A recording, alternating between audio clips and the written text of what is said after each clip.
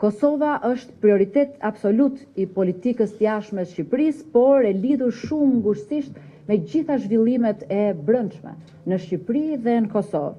Kjo nuk është retorik solidariteti dhe as formul diplomatike, është orientim strategjik i qëndrueshëm shtetëror.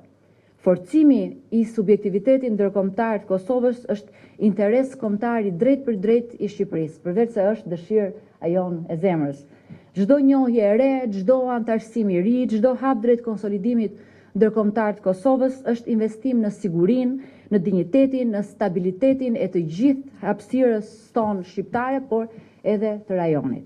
Shqipëria do të intensifikojë angazhimin diplomatik për zgjerimin e njohjeve në koordinim të vazhdueshëm së bashku krah për krah, por dhe për përparimin e Kosovës në organizatat ndërkombëtare, shembulli prania e NATO-s dhe roli i KFOR-it mbeten faktorë të pazëvendësueshëm stabiliteti.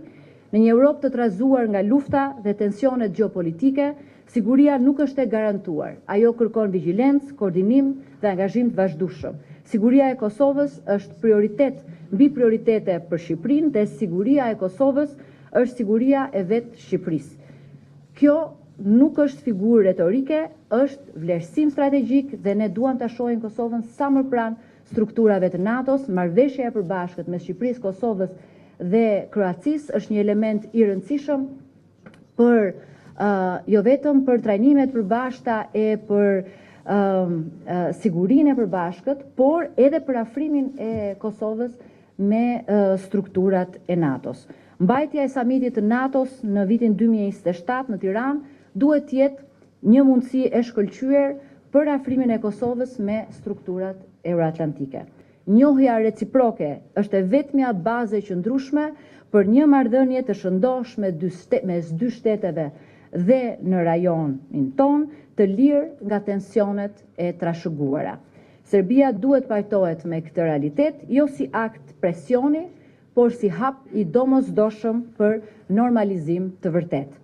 Kjo marrëveshje duhet i hap përfundimisht Kosovës rrugën për antarësim të plotë në Organizatën e Kombeve të Bashkuara dhe në organizata të tjera ndërkombëtare.